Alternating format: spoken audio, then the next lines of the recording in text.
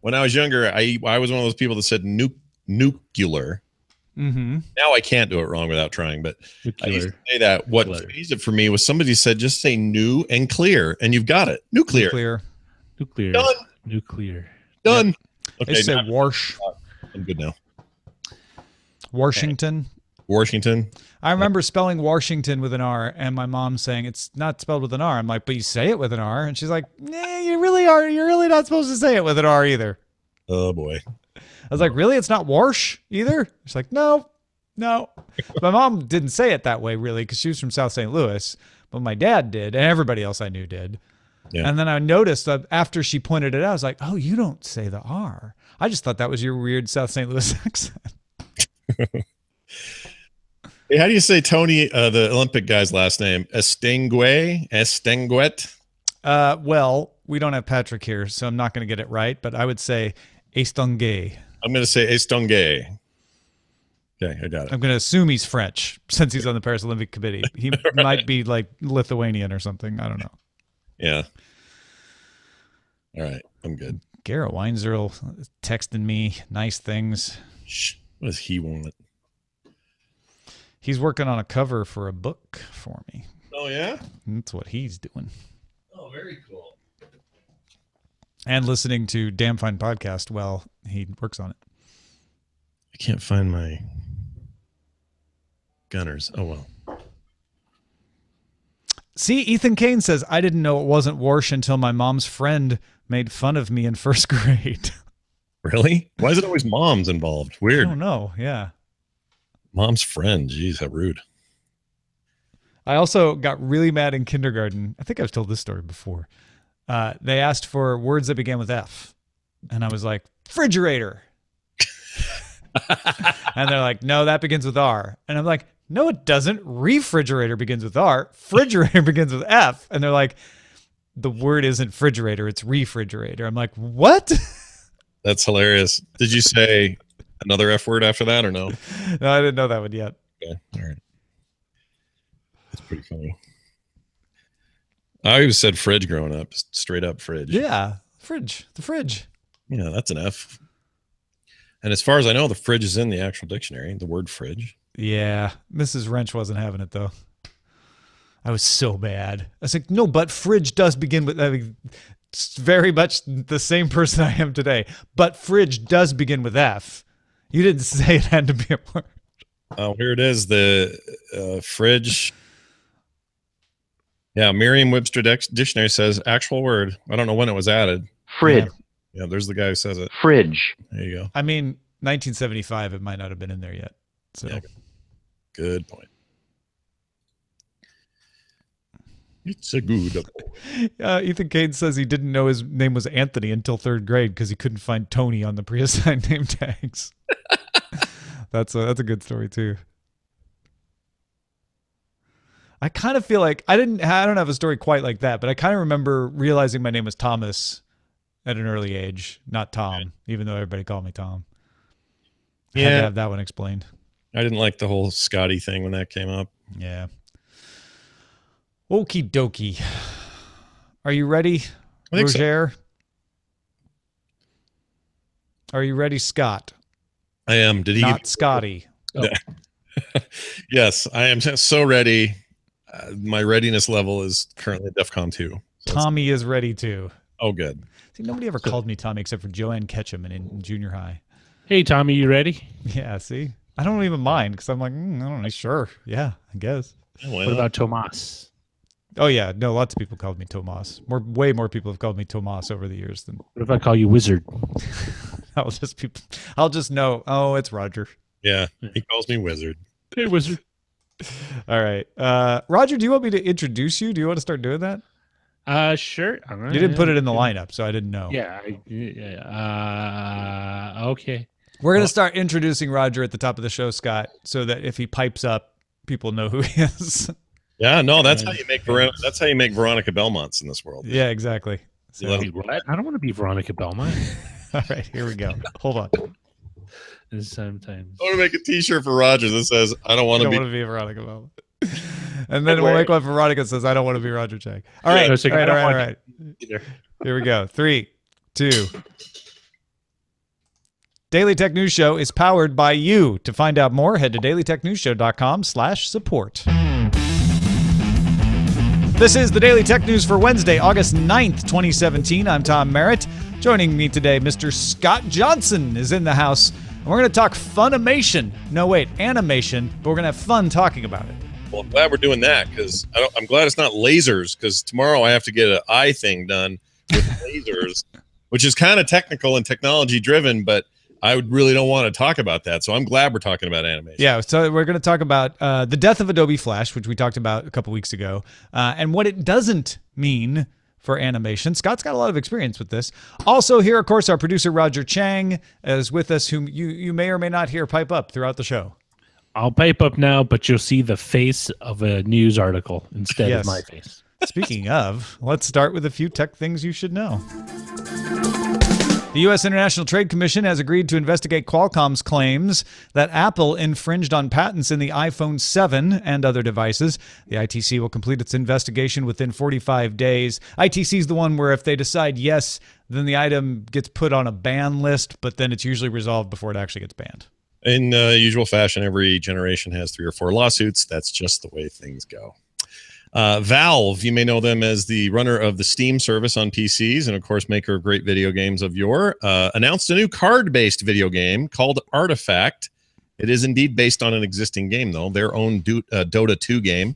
You almost called it Duty, too, didn't you? Yeah. Among the few details announced, the game will have 3 boards, characters from Dota 2, and somehow involve building barracks, creeps, lanes, that kind of stuff. We don't know much else about it, except we expect it to launch in 2018. A lot of people are rumor mongering that this is maybe their answer to Hearthstone. We'll see. Intel announced it will stream an announcement of its 14-nanometer 8th generation Core CPUs, aka Coffee Lake, on its Facebook page August 21st. Ooh, very nice. Coffee Lake. Can you imagine a lake of coffee? Also, Anchor, who I love, and I have many Anchor devices, probably way too many, released a smart speaker called Genie with Amazon Voice Services built into it. The Genie is about the size of Amazon's Echo Dot, but carries a better speaker, and it sells for $35 on August 16th. I'm probably going to pick one of these up, given that I am sort of all in these days on the Amazon Voice Services stuff. Well, Dots had better speakers. Maybe I don't know if it will work with your Amazon back end is the issue. It's got Amazon Voice Services on it, but it doesn't necessarily tie into your app for the Amazon Echo. So like grocery lists and stuff like that may or may not work exactly the same. I guess if you're using a skill, like I use Our Groceries for my grocery list, that could still work. So I'm curious on the back end what all is compatible. But yeah, it's $15 cheaper than an Amazon Echo Dot with a better speaker.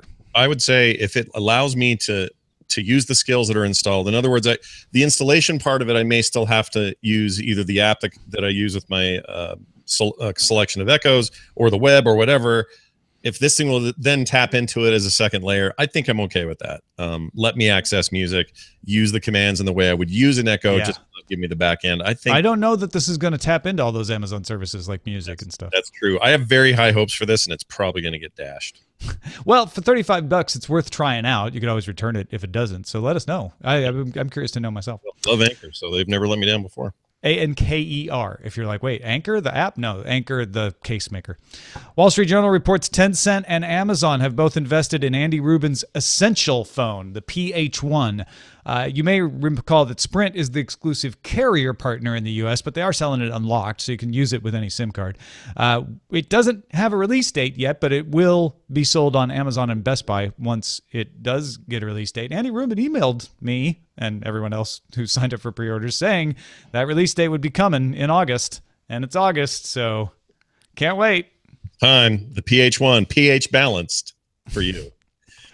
Do you have interest in this thing? I mean, obviously I do. I mean, it's mostly about like nice engineering. It's an edge-to-edge screen. It just has the little notch for the camera. It's that titanium and ceramic case. Stock Android for the most part. Maybe those add-on things like the 360 camera will turn out to be cool, but mostly it's just a really well-done Android phone. Yeah, well, I'm curious how that thing's going to turn out. Disney announced it's buying a majority stake in BAMTech. Now, this is the streaming video company behind things like Major League Baseball and their streaming services, and powers such things as the NHL, MLB, and HBO Now. Not Go, though. Go is a separate deal, I guess, still. But anyway, Disney also announced its plans to launch an ESPN branded streaming service in early 2018 with broadcasts not aired on other ESPN channels, and a new Disney and Pixar streaming service in 2019. That means, as part of this announcement, Disney will end its agreement with Netflix for Disney and Pixar movies at the end of 2018. Now, this had broken right before we started the show yesterday. So we mentioned some of these things, but the one particularly about Netflix, and you know, I get my little bugaboos where I'm like, they're not pulling their movies. It's just the end of an agreement, and you can argue the semantics of it, but it isn't Disney angrily storming over to Netflix and yanking their stuff out and starting their own. All Disney's doing is saying, hey, our agreement has some extensions in it, but essentially it's over at the end of 2018. And when that happens, we're not going to renew it. And we're going to start our own Disney Pixar streaming service. And Bob Iger was very forthcoming in the earnings call saying, and we don't know what that means. It will just be Disney and Pixar. It won't be Marvel and Lucasfilm for now, but maybe we'll have Marvel and Lucasfilm movies available some other way. Maybe some of these Disney movies that are in the Disney streaming service will be available on other services like Netflix. We have to figure out all those details. So my guess is they're trying to figure out the balance of how much stuff do we need to put into our own service to make it compelling, but how much stuff can we continue to sell to other companies like Netflix and Hulu to continue to keep those revenue streams alive. They just want to balance that out. Yeah, and I think if even all you watch is one Pixar or one Disney movie a month, maybe, and this service ends up to be around the $7 or $8 range, and who knows? They haven't talked about any of that, so we don't know anything about price point. It could be ridiculous and be 15 to 20 or something, and that would be kind of dumb in my opinion. But if it's inexpensive and affordable, you're going to pay that to rent a single movie anyway. I think it's actually really smart of them. And I was talking to you on TMS this morning, just to reiterate this, because I think it's an important point. There are some props due to Reed Hastings and the people at Netflix for having the forethought. Everybody always wondered, well, why are they spending so much money on their own programming? That seems crazy. They should work out better deals with everybody else first, or I don't want this just to be the House of Cards network or whatever. But I think now, with a little 2020 behind us, you can see how everybody, while once benefiting from riding on Netflix's back, is now interested in doing it themselves and getting away from having to pay Netflix money to have their content there. Or I know those are complicated agreements, so it's not that simple, but it makes a lot of sense. So I think that Reed Hastings and Netflix deciding to focus so much on original grown content has turned them into a brand and a channel rather than just a carrier of other people's things. And I think that's going to be good for them in the long haul. Yeah, that's true. And on the Disney side of it too, Funk Around reminds us in our chat room here that Disney's had a streaming service running in the UK for a while. Oh. So this is not something brand new. They didn't have BAMTech. My guess is that streaming service in the UK was a little test the waters moment to say, do we need to buy BAMTech? And they decided, yeah, you know what? It's worth the money because it's not super easy to do these kinds of streaming services. So there's that. There's also, and Gaucham pointed this out, each Netflix international market has a different agreement with Disney. So it's leaving the US at the end of 2018. It might leave other markets earlier. It might leave other markets much later. It depends on the market. Most of those markets it's probably going to leave later because Disney's probably going to launch this Pixar service in the US to begin with, and it's not going to affect those international agreements for the moment. So is it slightly weird that HBO, I assume, would still use them for what powers the back end of HBO Go, or HBO Now rather? Yeah, I mean, everybody uses Amazon Web Services. Netflix uses Amazon Web Services, right? And yet they're also in competition with Amazon. So that's like Samsung making chips for iPhones. It's a different part of the business. Yeah, everybody's RAM in their iPhones. In fact, it's very much like CBS making American Idol for Fox, right? Instead of making it for CBS. So I'm sure Disney will continue to want to get clients on BAMTech, which will be a subsidiary that they operate that's like, hey, this is separate. This is just going to do its thing, but we'll be able to take advantage of it because we own it. Did I ever tell you about the dream I had where Walt Disney was brought back to life? He saw the current state of Disney and how big it's gotten and died again immediately. Did I tell you that dream? I had that dream. That's a nightmare. It's an awful dream. I actually had that dream, though. Do you really? I thought you were just being snide. You really had a dream like that? I had a dream where Walt Disney, we figured out a technology to bring him back. You revived him. Yeah. And then in 2017, he surveyed what has become of his company, and not in a negative way. It's amazing what Disney is now. Yeah. But he couldn't take it, and he died again. He was like, ESPN, my heart. He wouldn't even know what it is. Sports. Sports. What do you mean? He likes sport. Didn't he not like sports? He probably likes sports. Maybe. Who knows? We'll talk to his frozen head. Yeah. Well, when you have your next dream, ask him if he likes sports. All right. Intel announced its intention to build a fleet of 100 Level 4 autonomous cars for testing in the U.S., Israel, and Europe, with the first cars to hit the road in Arizona by the end of the year. Now, Level 4, if you've lost track, means that a car can handle most driving situations itself, but it still needs a human operator to be available in case there's a situation it can't. Level 5 is the one where you're like, you don't even need a human in there. It's fine. Intel just completed its acquisition of car sensor maker Mobileye. If you remember, Mobileye and Tesla had a little spat over the fatality with Tesla's autopilot system, and Mobileye no longer works with Tesla, but now they're owned by Intel, and Intel is going to put them to good use. Intel also has partnerships with BMW and Delphi. Mobileye has a partnership with Audi, and Intel hopes to eventually sell its system to automakers by 2019. So some aggressive timelines here. All coming together. Co-president of the Paris Olympic Committee, that's Tony Estanguet, says his plan. Sorry, Patrick, you can pipe in next Tuesday when you've heard this. Anyway, désolé. He says he plans to hold talks with esports officials about adding competitive video games to the 2024 Olympics. Now, esports will be a demo event at the 2018 Asian Games and have full medal status in the 2022 Asian Games. No final decisions will be made about the Olympics until after the 2020 Games in Tokyo. Now, we have so much to say about this, but we don't want to eat a bunch of time with it. So I'm just going to say this. I both love the idea and I'm also skeptical of it, because now we're going to get into that big philosophical about what is an Olympic sport and what isn't, and how much of it should be physical and what can or can't be. Why isn't chess one then? Well, your argument this morning was esports has a way broader audience, so that brings more eyeballs. So then it's less about competition and more about competition plus eyeballs. So there's a lot to be said about it, but I'm very interested to see if they could pull this off. I mean, the one thing that esports has that chess doesn't, besides just revenue generation, and this goes hand in hand with revenue generation, is a rabid audience, is a following. And part of what makes sports these days is a following. It's people willing to show up and cheer and root. And that's really become the spirit of the Olympics. I know that wasn't the original spirit of the Olympics in 1886, but the spirit of the Olympics is let's cheer for great athletes. Well, obviously, most people cheer for their home country, but also cheer for these other people who are doing outstanding things, like Usain Bolt, for instance.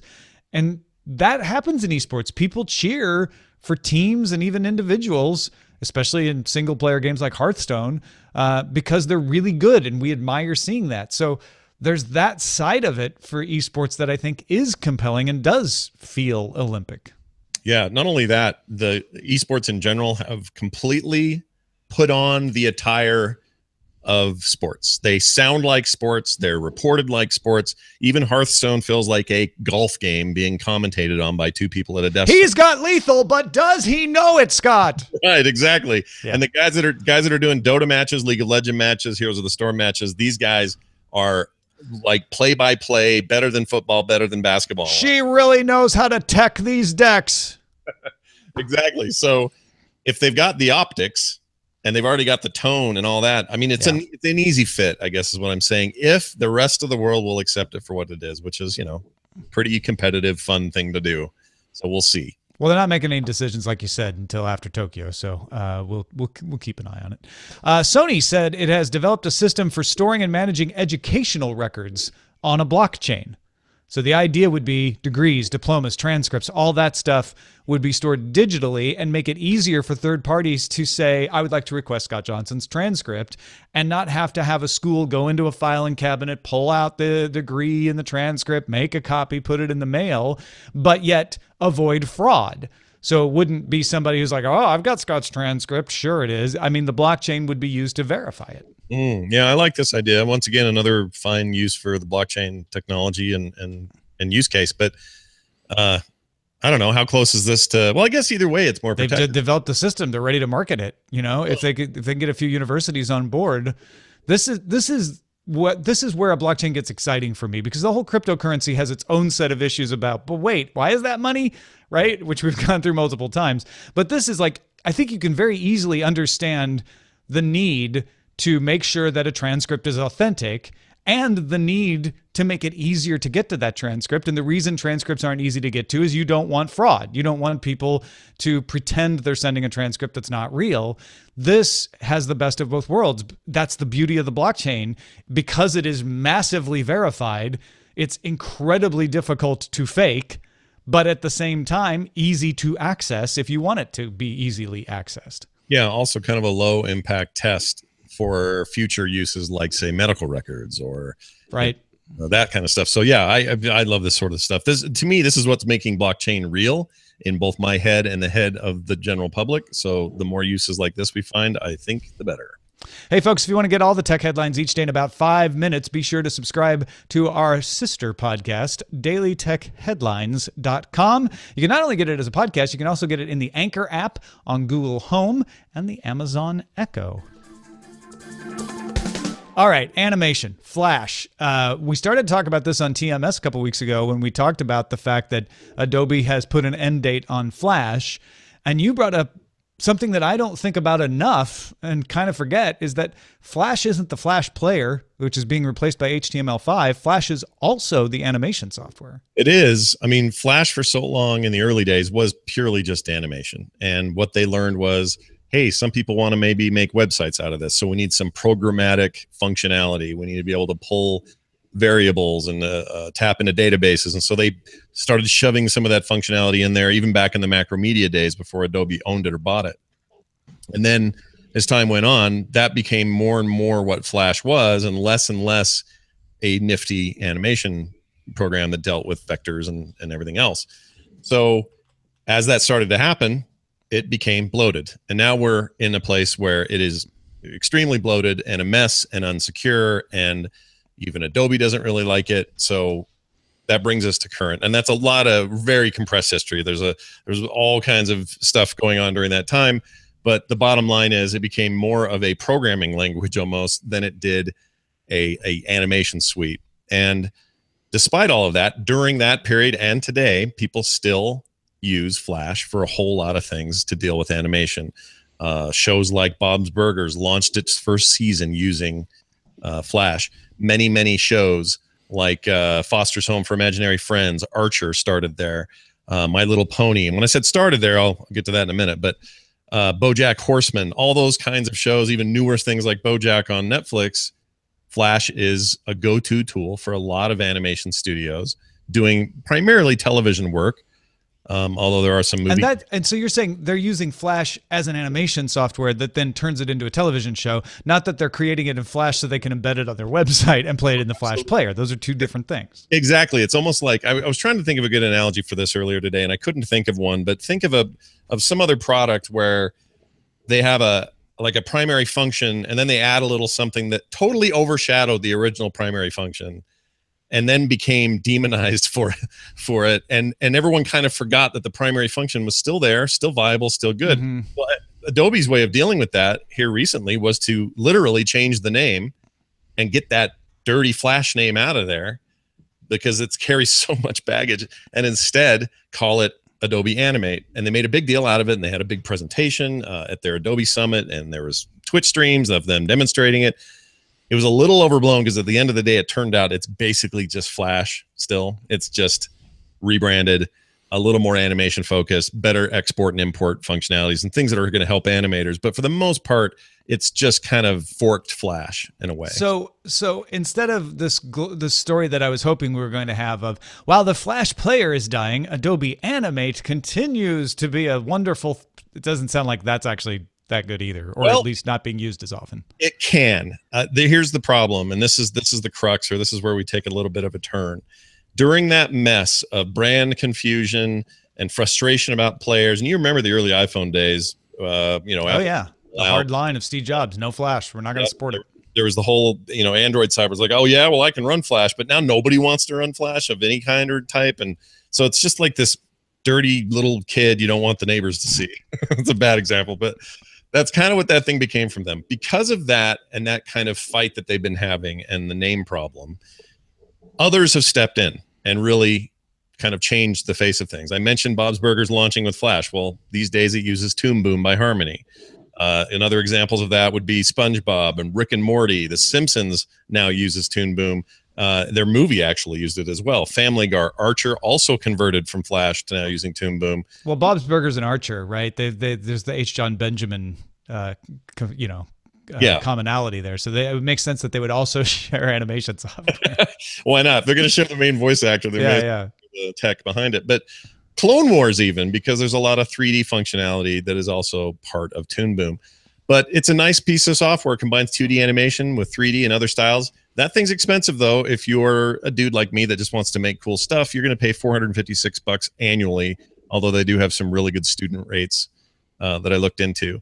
Another very popular one is Anime Studio Pro. It started out as a bit of an underdog, but has quickly kind of caught up feature-wise.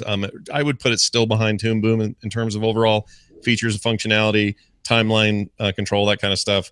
You're going to pay $400 for that flat rate, no annual fee. So perhaps that's a little better option for some. And then there's this third option that has the potential of rocking everybody's boat, not just Flash's.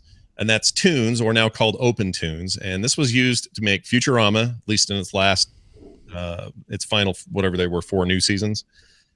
Studio Ghibli uses it for all their stuff. Howl's Flying Castle. I can't think of all their movies. You know the ones.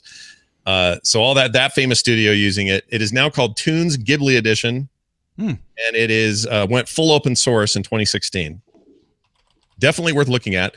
You're talking about production grade stuff, something you could make an entire television show on. It's really good. Now, the reason I even give these examples is just to say this is no longer Flash is the only place in town. Photoshop still kind of has that cachet. It is still the #1 graphics, illustration, editing software there is. But there are plenty of pretenders to the crown, lots of competition, but they still hold that really high spot. Same goes for Illustrator. Same goes for many of the Adobe Suite applications. But they have lost ground here. And it's really unfortunate because we now live in what I would refer to as the golden age of especially televised animation. And not just that, but creatives on the web doing YouTube channels or whatever. They have access to tools they've never had access to before. And they're doing really, really great, incredible work with it. And more of that stuff isn't Flash. It used to be all Flash. So it's a big dropped ball for them. I'm not sure if I could go back in time what I would tell them to do any different, because I think at the time it made sense for them to expand Flash and what it could do. I mean, Flash was the name of the animation software, and Player was the name of the thing that got the bad name. Yeah. But at a certain point, most people only had experience with the Player, and so Flash became associated with something that was not fast at all, in fact, but was sometimes a train wreck. By the way, real quickly, Anime Studio Pro, if you're looking for it, is now called Moho. They've recently changed Oh, that's right. They rebranded it. I told you. Yeah. So if you're like, I can't find that, that would be why. Thank you, Ethan Kane, for pointing that out. Now, one of the things I remember from back in like 2007 was when 3D became really cheap. You talk about, not having to spend money. Maya was free back in the day for 3D. So where does this stand if you want to do more than just 2D, if you want to do stop motion or 3D or anything like that? Well, if you're talking stop motion, the only game in town, as far as anyone concerned, is something called Dragon Frame. And Leica and Aardman Studios, which are pretty much the only major studios doing feature-length stop motion animation, plus a lot of TV in the UK for Aardman. That is the monster in the field. Nobody even comes close. There's lots of other stuff you can dabble with and mess with, but Dragon Frame is kind of the only game in town, and it's very expensive. So that's your stop motion answer. In terms of 3D, Maya's still king of the road. Absolutely the biggest thing there is right now. If you go to do a visit over at Pixar or any other big Sony animation studio, wherever you go, Maya's everywhere. It is the skill set to have. It is the software to beat. It is the one. It is, in fact, what South Park uses of all things. Which isn't 3D. Oh, I know. That's what's so weird about South Park. And once in a while, they'll include some 3D elements, but it's very rare. It's like Futurama that way. There might be a little interstitial or something. But they basically, this is how they started, which is crazy. They started using Corel Draw back in the day. Well, before that, they used cutout, pictures and did stop motion. But then they started recreating those images in Corel Draw, then imported that stuff into something called Power Animator, and then used a bunch of CGI workstations to animate the characters. And they were like, it was like a 54 processor render farm, 10 to 15 shots an hour is what they got out of that. Beginning with season 5 and forward, they began using Maya instead of Power Animator, and now they run this much bigger render farm, produces way more. If you've seen the movie 6 Days to Air, which is I thought you were going to tell me, and now they run it on one server, but instead they're using 120 processors instead of 54, but they can get more shots per hour that way. Yeah, they only get 30 per hour. But what's crazy about that, other than it just being a fun technical fact, and it may be a little faster now. Some of these numbers may be a little bit dated for them, and I don't know that they're talking about their process as much. But think about what South Park is, and think about their timeline. They build a show in 6 days, writing to finished. And the goal the entire time is to always make sure it still looks like old cutout paper. Yeah. This is the trouble they have to go to make it look simple. Yeah, to me, that's really, really funny. But if you're working as an animator, you're looking for a job in the video game business, or you're looking for a job in film and animation is your thing. Heck, if you want to make graphics for Monday Night Football, Maya all the way. It is the Photoshop of the 3D world. And there is a free student/educator edition of it if you can't afford the $1,500 a year. This being a tech show and you being a fan of open source, I would be remiss if I didn't at least mention Blender. There's a strong argument for that. It's free. It's open source. It is not up to the standards of Maya, but it does a lot of really cool stuff. There are entire video games that owe their creation to somebody knowing how to use Blender. So Blender's also a good option.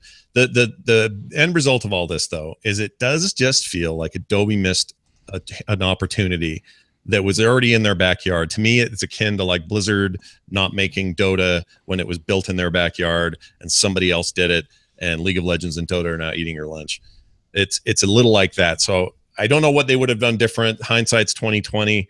But next time you're watching your favorite animated cartoon on Nickelodeon or Cartoon Network or Adult Swim, your next episode of Rick and Morty, know that these tools are not only available to you, they're available at a relatively low price, and just about anybody can learn this stuff. So my big recommendations coming away from this are learn Maya and learn Toon Boom from Harmony. That seems to be where everybody's going now for their TV production. And we'll have links to all of this in the show notes at dailytechnewsshow.com. Big thanks to Ethan Kane for putting those together. And thanks to everybody who participates in our subreddit. You can submit stories and vote on them at dailytechnewsshow.reddit.com and kick them around in our Facebook group, facebook.com/groups/dailytechnewsshow. Couple messages of the day really quickly before we're out of here. Joe the Pilot wrote in regarding Chris Christensen's Tech and Travel Minute on the pilot shortage. Long story short, Joe says, the truth is the shortage isn't truly here yet. There's just a shortage of pilots willing to work for $20,000 a year like a dog with nothing to show for it, when many places start you at $60,000 and are happy to have you. There is no shortage at Southwest Airlines and Delta Airlines. He's saying it's about pay, not qualified people. And I love Joe's analogy. He wrote, I tell you, Tom, there's a serious shortage of people willing to give me an hour-long massage for $20. I asked every neighbor kid if they'd mow my lawn for $10 a month. Would you believe no one took my money? There's an effing shortage, Tom. I need computer-operated lawnmowers so I can remove the kid. Wait, you're saying computer-operated lawnmowers aren't free? Maybe I'll just set the yard on fire once every 2 weeks and I'll blame the house burning down on those greedy neighbor kids. That's a pretty good analogy, actually. Yeah. I'm more comfortable knowing a pilot's making a lot more than $60K a year, by the way. I don't think those are meant to be accurate numbers. They're just sort of illustrative of the differences. Yeah, they must be. I mean, part of it is also to fly for one of the larger airlines. You need to have accrue so many flight hours. Yeah. And the smaller puddle jumper airlines tend to be more open, so you can cram those hours in. And if you remove, another thing Joe said in the rest of his email that I don't have here is if you remove a certain number of passengers, you can have a single pilot on the plane, which some airlines have tried to use as a way to save money as well. Yeah, well, they do whatever they can to save money.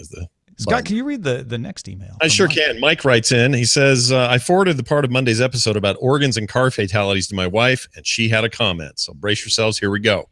Listen to the podcast you sent. Was a little, maybe a lot frustrated by the sign up to be an organ donor.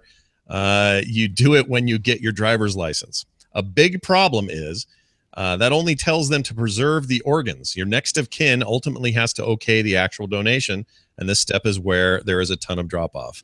They should make sure your family knows you truly want to be a donor, she emphasizes. And that's a really good point. I didn't know that either, actually. My dad was an organ donor, and we were all for it. My mom must have at some point said, oh, yeah, he wants to do that and have his organs donated. But without that consent, I don't like that idea at all. I know what his intent was. And I think a lot of people, myself included, apologies to Mike's wife, assume that, oh, well, of course you'll tell your family, right? But apparently not. And that's where the drop-off is. And at OregonDonor.gov, where I got a lot of my information, it makes that clear. It's like, register, then make sure to inform your loved ones that this is, in fact, your wish. I mean, you can't control what they do after the fact, obviously, but, you know, that's an essential part of making sure it happens. So thank you for that. Unless it's my brain, nobody cares about my brain. It's fine. Oh, I don't know. It might be delicious. No, wait, that's grayer than you. Not what we're talking about. Hey, thank you, Scott Johnson. We love your brain. What has your brain been up to lately? My brain has been up to many things. If you like daily tech news show, then you're already listening to the best show for that every day. But if you also like other daily shows, if that's how you like your content, I've got some great news for you, because I do a morning show every Monday through Thursday at 10 a.m. Mountain Time. That's 9 a.m. Pacific. We do it live, but it's also a podcast, and you can catch great fun, great comedy, great news analysis, good times every day at the morning stream. You can find that at frogpants.com/morning stream, and follow me on Twitter at Scott Johnson. Hey, thanks to everybody who gives a little value back to this show for the value they get. I'm working on a column for Patreon tomorrow on this whole Disney BAMTech thing. It's got me thinking that I at least have a stab at what I think the future of television is going to be online. And this Disney deal sort of points the way to it. So if you'd like to know a little more of those thoughts, make sure you're subscribing to our Patreon at patreon.com/DTNS at the associate producer level or more, and that will show up in your feed tomorrow. Our email address is feedback@dailytechnewsshow.com. We're live Monday through Friday, 4:30 p.m. Eastern, 2030 UTC at alphageekradio.com and diamondclub.tv. And our website is dailytechnewsshow.com. Back tomorrow with Justin Robert Young. Talk to you then.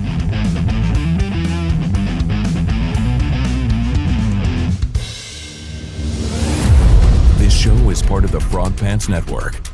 Get more at frogpants.com. Diamond Club hopes you have enjoyed this program. Good show. That was really good, Scott. Thank you. Yeah, you bet. It was nice and tight. Yeah. Tight. That was a good explanation of stuff. Yeah, no, it was good.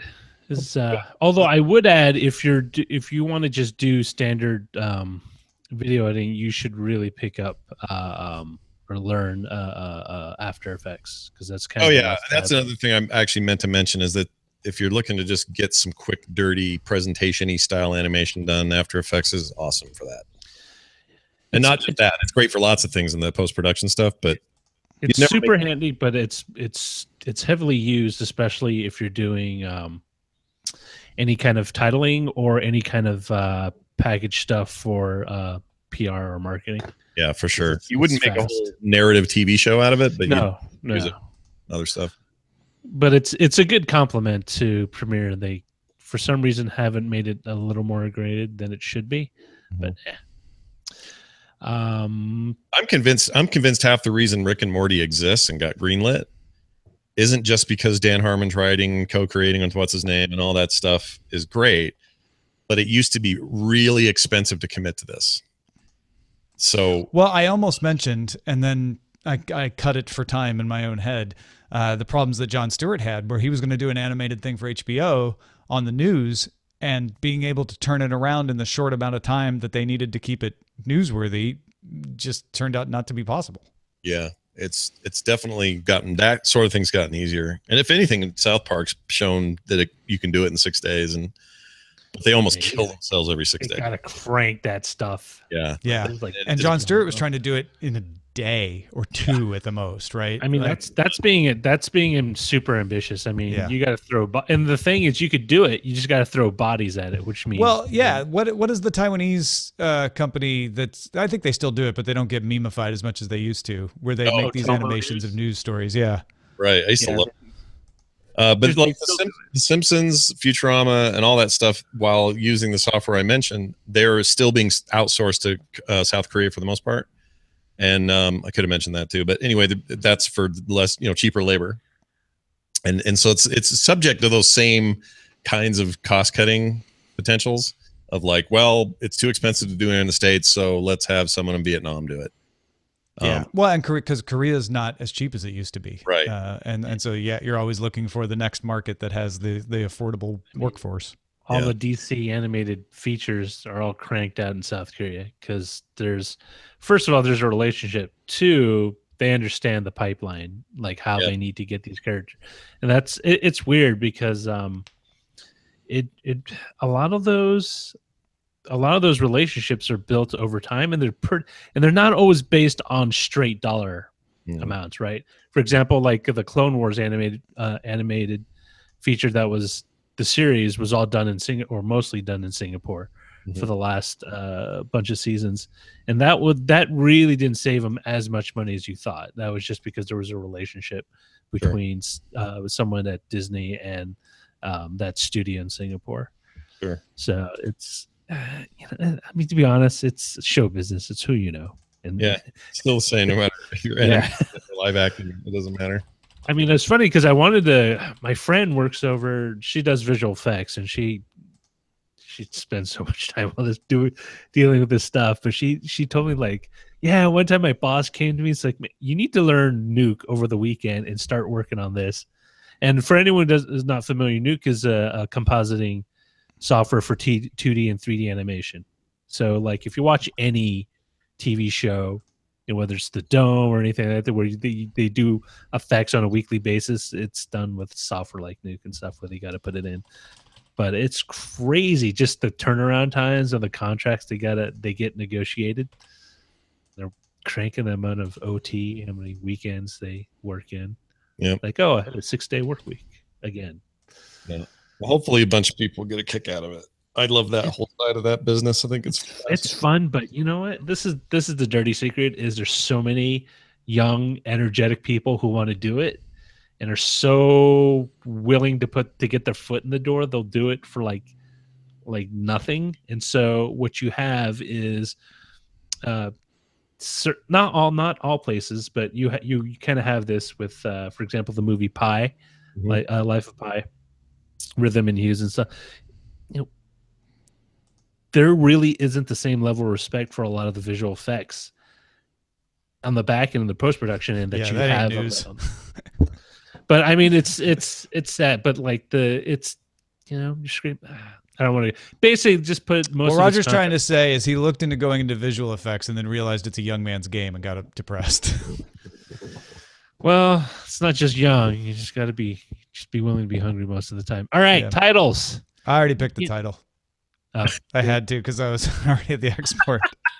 I'm sorry. That's all right. I didn't want to interrupt. It was a good conversation. We should read a bunch of them anyway, and then I'll tell you which one I picked. DTNS, Daily Tommy and Scotty Show. Oh, don't read that one. You just told us the top one. Read the good ones. All right, this genie grants more than 3 just wishes. Kidding, TVZ gun.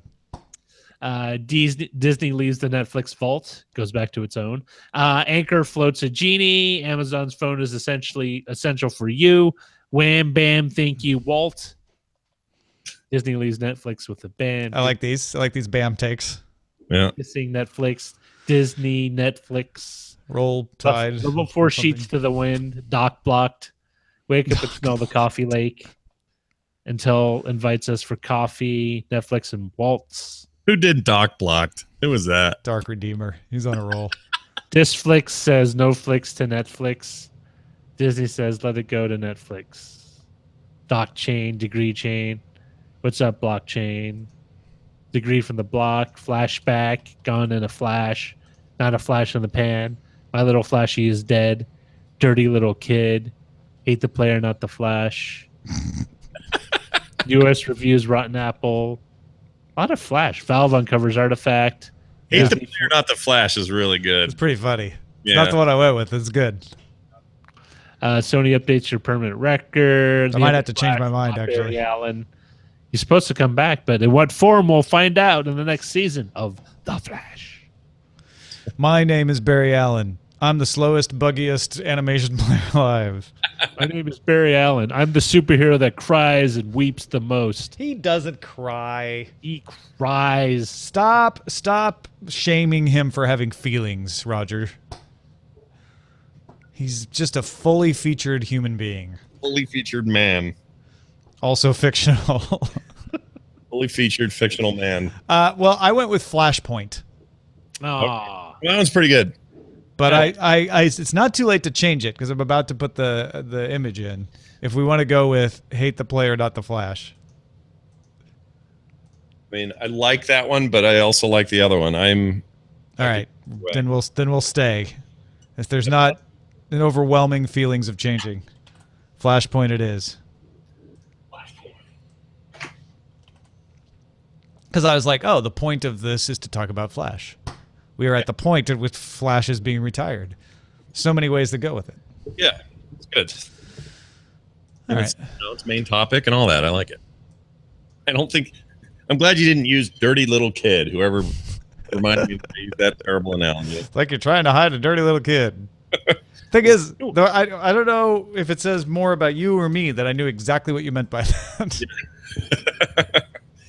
I don't know. Probably says something about all of us.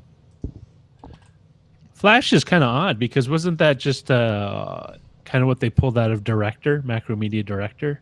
Well, Flash. Because that's the other. See, and I didn't want to bring that up because it gets really confusing. You started talking about Shockwave and all that. Because where's Shockwaves in that conversation is a place we probably don't want to go. But yeah, I mean, it was all that stuff came out of the director suite, and Flash was like just a piece of it.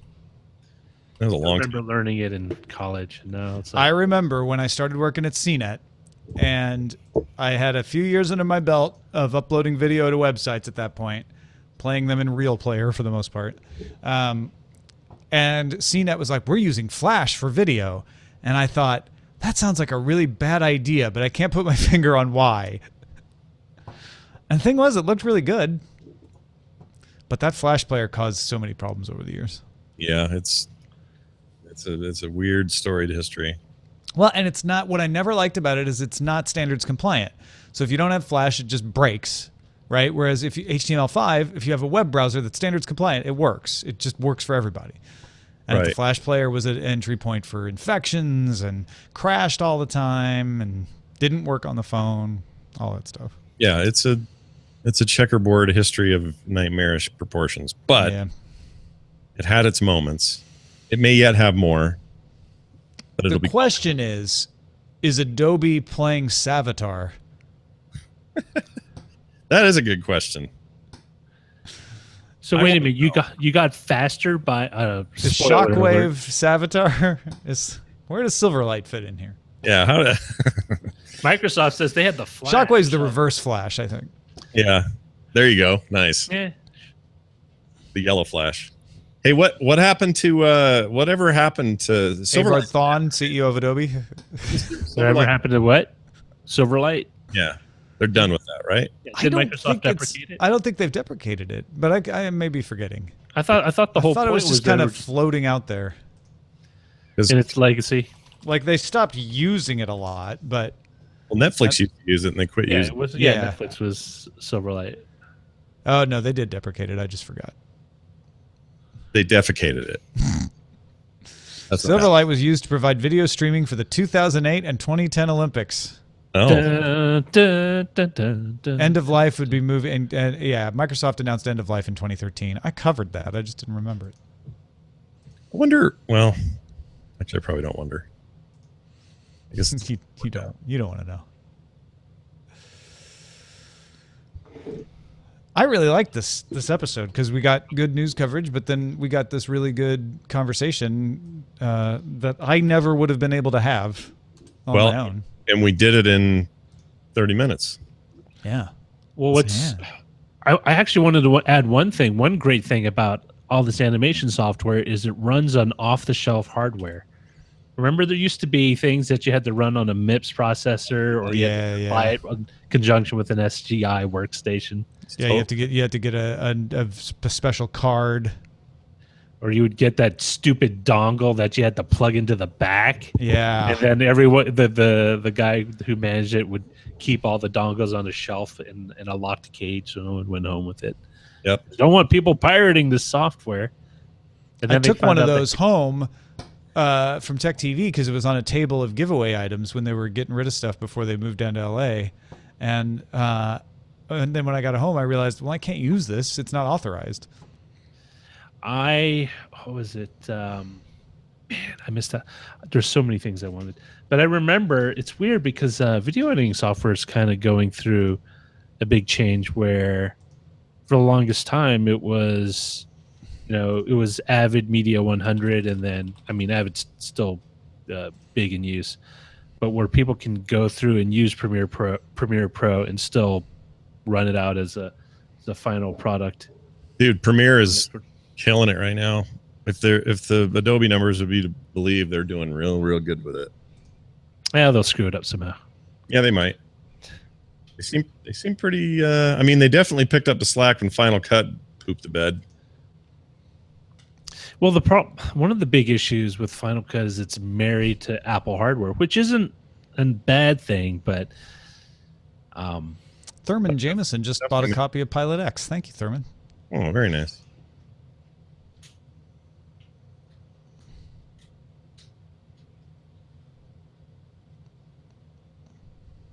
Donkey poop. Donkey poop. Do do do do do do big poop. You know the words to donkey poop. I know. It goes exactly with the music to Gummy Bears, the TV show. Ironically enough, and I'm not sure if this is apocryphal, that the whole reason why that cartoon came about is because he was the CEO of Disney back in the 90s. Iger is now. You're thinking of Eisner? Eisner, the other eye guy. He noticed that his kid was really digging gummy bear candy. Like, it might be a property that we could make. Hey, it was this day in 1974 when Richard Nixon resigned. All right. Still got a library. I've been to his library. Wasn't today the day Nagasaki got bombed? Is it? Is it the 8th? Wasn't it yesterday or no? It may have been yesterday. It's Marvin Minsky's birthday. That. The Minsky moment? Yeah, August 6th through the 9th. So wait a minute. Oh, that's all the bombings. Hold on. That's a horrible. That's not helpful. Why are they all one article? Bombing is rough. Yeah, so August 9th. No, it was Nagasaki. You're right.